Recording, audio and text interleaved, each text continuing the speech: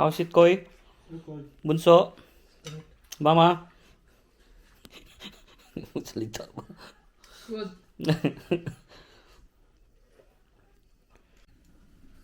Kumusta mga ka-Berks? Magandang buhay sa ating lahat. For today's video, hindi mga ka-Berks, magluluto tayo ng ramen kasi nag-request yung ating mga Junakis mag-ramen daw sila. So since okay naman since na maulan yung panahon, so magra-ramen tayo. So ang papakuluan ko ito, you know, yan pakuluan ko mga ka-Berks. So chicken bone. Alam mo yun sa chicken thigh, pag nag-ihaw kami, tinatanggal ko kasi yung bone yan. Pagka lalo na pag gagawa ka ng tawag dito, pag nagawa tayo ng yakitori, so tinatanggal ko yan. Kaya nakakaipon tayo. Pero pwede rin kayong gumamit ng pork bones, para beef bones. Mas masarap ang beef bones. Kaya lang medyo mahal dito. Kaya, tapos butong-buto pa. Meron naman akong chicken bones, so itong ginagamit ko. Ayan. Pero masarap talaga yung mga ka-Berks, yung beef bones tsaka pork bones. So, pasensya na kayo sa ating boses. Kagigising ko lang kasi ang ginagawa ko pag ako nagramen, pinapakuloan ko ng mga 3 oras, 4 na oras to. Sa slow cook lang yung bone. Beef man yan, chicken man yan, or pork, o pakuloan yung matagal. Ayan. Para talaga yung lasa niya. So ganun tayo pag ramen. Damihan na natin kasi sabaw pa lang ayos na to.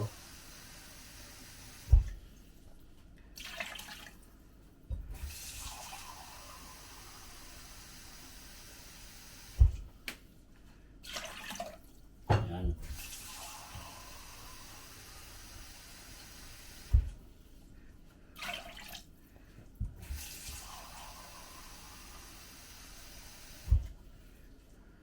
Pakuluan natin ng matagal to mga ka-Berks. Ito pakukuluin natin ng matagal. Lagyan na natin ng patis kaagad para lumasa. Ang nilalagay ko lang dyan is miso paste dito. Ano ito yung patis ayan. Lagyan natin ng garlic powder. Pero nalagyan kasi kayo ng fresh garlic yan mga ka-Berks, kaya hayaan nyo muna ganyan.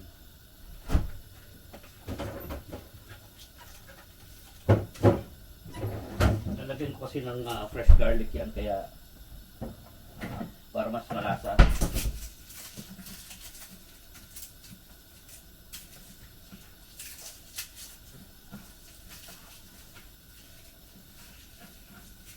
Nalagyan natin kasi ng fresh garlic itong ating ramen base soup.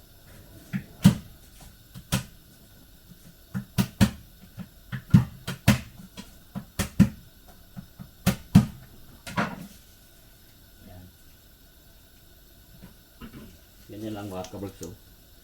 Lagyan natin ng samang na yan, okay na yan, ganyan. Saka natin tatakpan. Black pepper pa pala. Lagyan na rin natin ng black pepper. Tatakpan natin at hintayin natin mga 3 oras talaga, 4 na oras kung pinakuluan yan para malambot na yung ng buto ba talagang masarap. Yan. So hintayin natin mamaya mga 4 na oras din. So habang papakulo tayo ng yan, chicken bones meron naman tayo ditong pork belly. Ito kasi ang gagamitin, pero papalambutin ko siya mga ka-Berks. Yung pork belly, nilagyan ko lang yung cinnamon stick, salt, laurel, black pepper, garlic powder. Palambutin din natin to bago i-grill kasi para mas malambot, mas gusto nila yan. Pero pag meron kayo nabibiling 5 spice sa mga Chinese, pwede yun. Pero ako kasi wala akong 5 spice, so yan lang ang ginamit ko. Cinnamon stick, tawag dito, yun nga, bay leaves, black pepper, salt, and garlic powder. So yan lang, palalambutin lang din natin to mga kaberks. Tatakpan na natin yan. Yan o, salad master baka naman. So yung ating pork belly biniliktad natin.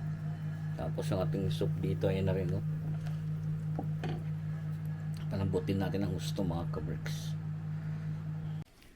So yun ang ating pork belly mga kaberks o. Slow cook natin para mas maganda. Malambot na malambot yan. Konti pa. Ang ating chicken bones, ayun na rin. Sarap nitong maya ramen.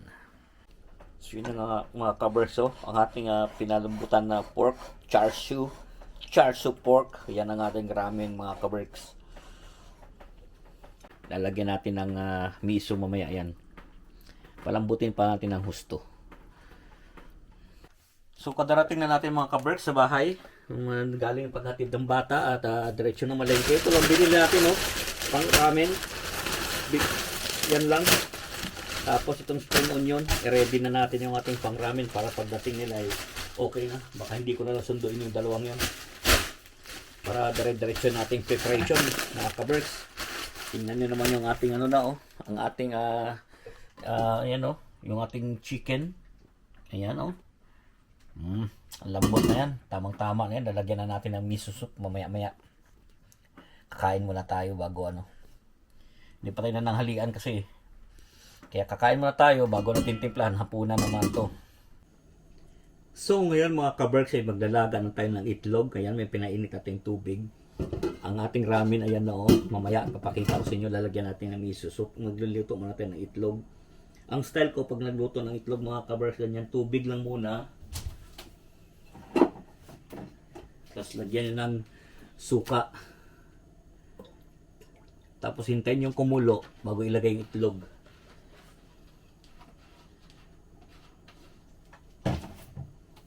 Takpan muna natin at hintayin natin muna itong kumulo. Yan. So habang hinihintay natin kumulo ang ating tubig, ihiwain na natin itong ating pork. Ito na yung ating pork na ilalagay Tinili-slice na natin mga kaberks Yan. Hiwain natin lahat yan. Ang lambot.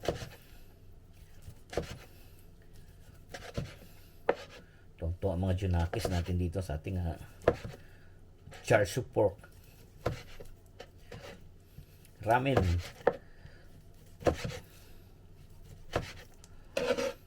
Oops. Yan, lagay mo natin dyan.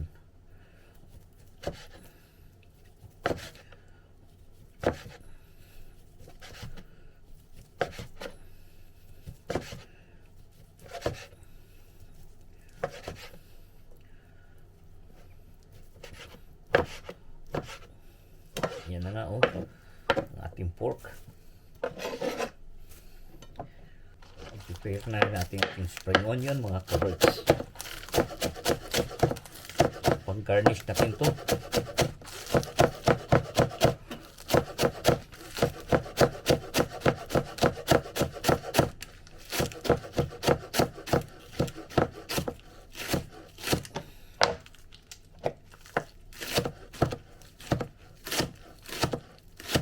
Tama na yan.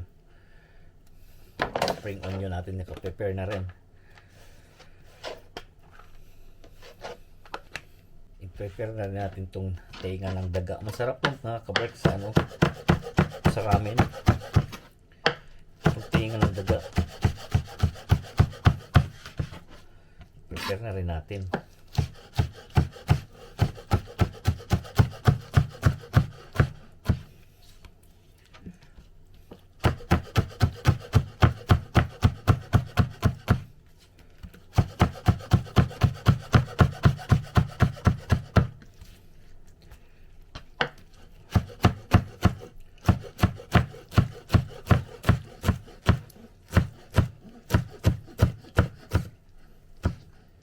Naka-prepare na rin ang tainga ng daga.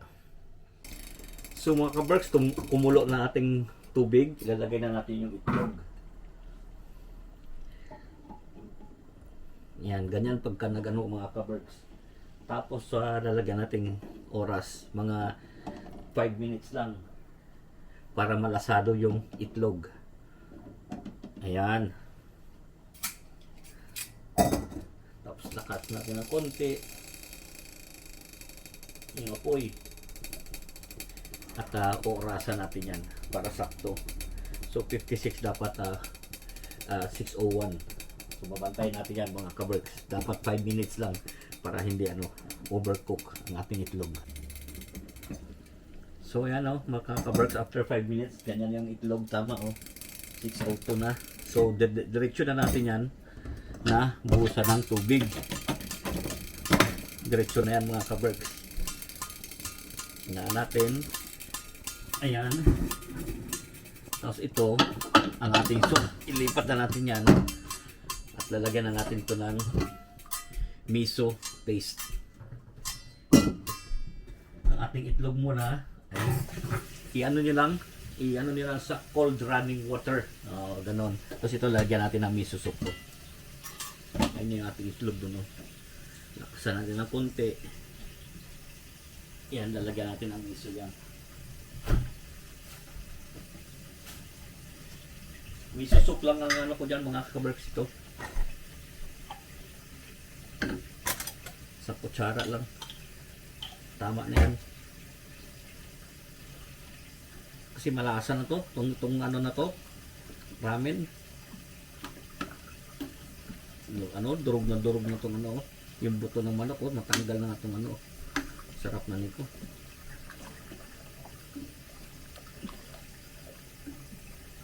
Yan. Kunti pa pala. Yan na yung ating ramen mga kaberks. Sarap nito, lambot no. Pwede na nga to itong ng manok Pero gusto ko sila ng pork. Mimix natin yan. So hintayin natin kung yan mga kaberks. Itong ating soup. So mga kaberks, yan na pala yung ating ramen soup. Dinagdagan ko lang ng 2 kutsara na miso paste kasi maputla. So ganyan, ayos na yan. Ganyan talaga siya. Tingnan nyo naman natanggal na sa buto itong ng chicken. So sobrang lambot na to mga kaberks. 4 oras ba naman pinakuluan ganun tanggalan na So kahit na wala ng pork itong chicken, okay na to. Ang sarap na to. So yung mga kaberks, ito na yung ating itlog. Inano ko lang sa cold running water. Tingnan nyo yung nito, ang texture nito. Ganun, malasado lang Oy. Ayun dapat ganun para malasado lang siya. Ayun ganda nito. Para overcook pa. Naku po, patay tayo dyan, overcook pa. Ayan, malasado yan mga So mga kaberks, pagkatapos natin yung balatan ng ating itlog, lalagyan natin ng soy sauce. Konti lang. Tapos suka. Konti lang din. Para mapickled lang siya ng konti. Ganun lang. Tapos haluin natin mga kaberks. Masarap yan. Para mapickled lang siya. Sakto to, malasado to. Ito talagang pang ramen. Yan. Hayaan lang muna natin mapikal siya ng konti. Yan. So mga kaberks, ito na ang ating ramen. Meron tayong itlog dyan. May tenga ng daga. May pork na char-siu pork. Ayan. May seaweed, spring onion, bean sprout. Siyempre meron tayong udon noodles. Tsaka may fine noodles tayo. Kasi ayoko yung udon pag ako nag-ramen. Ito mas prepare ko to. So ayan lahat. So piplating na natin yan mga kaberks. So piplating na natin mga kaberks.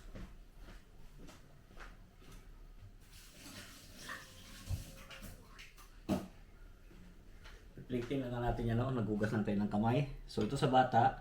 Gusto ko nito. Ganyan kanila. Udon. Yan din.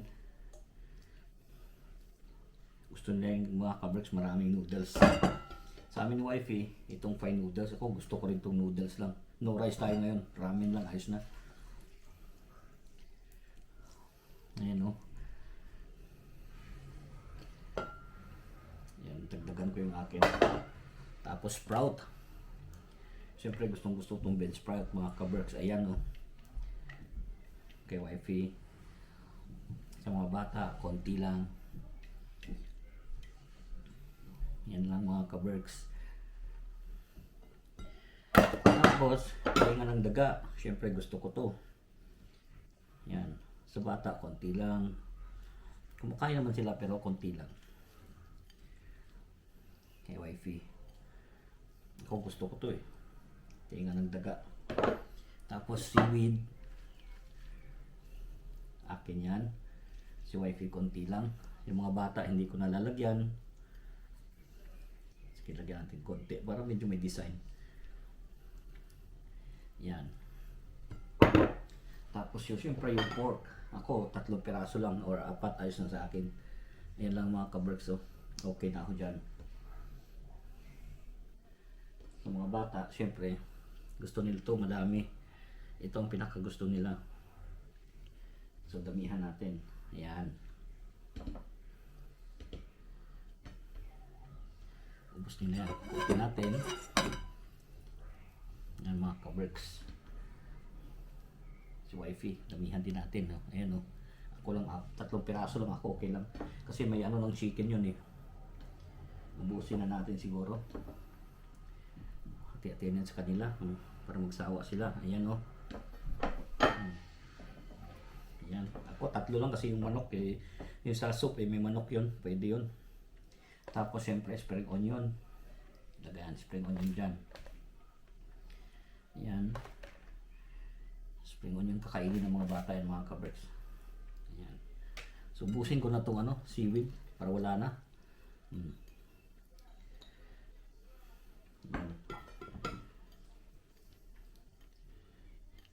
Busin ko, tama na siguro. Okay na siguro yan. Tapos yung itlog. Ito yung sinasabi ko na itlog natin mga kaberks. So tingnan nyo, malasado to. Ayan o. Yan ang perfect pagka nagramen ganyan. Yan. Lagay mo lang dyan. Yan ang perfect sa ramen mga kaberks.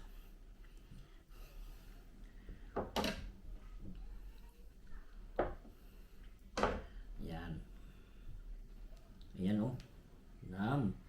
So ayan, bago natin ilagay ang ating soup. Ganun lang ang ating plating. Pero gusto ko itong itlog eh. Ito lang siguro akin. Lagyan ko pa ng isa. Akin yan. Sarap yan. Malasado. Sarap. Yun lang ating plating mga kaberks. So yun nga mga kaberks. So, ready na. Soup na lang ang ilalagay natin dyan.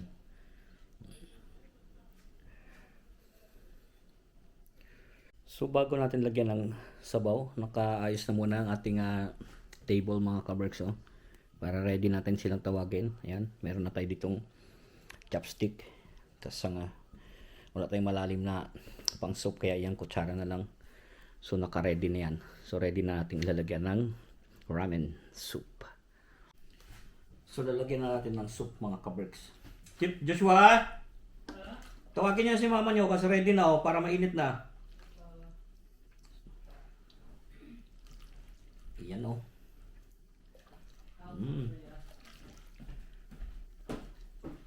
Ayan. Sabaw na lang, sabaw. Ulam na, sabaw.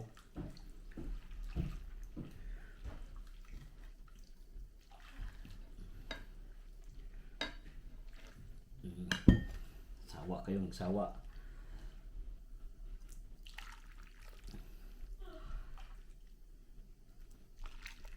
Wow. Sabaw. Yung aking mga kaberks, ganyan kadami oh. Yan yung akin oh. Wow. Sabaw. Lagay natin ng chicken. Ang dami kong nilagay. Ayan. Ubos yan. So yun lang mga kaberks na yung sinasabi sa inyo. Keep us all safe. God bless us all. Magandang buhay. Yan ang mga kabers nga. Oh. Yan kay mama nila. Oh. Ito kay Bunso. Ayun oh. Kay mama niya. Ito kay Kuya Koy. Siyempre so, sa akin.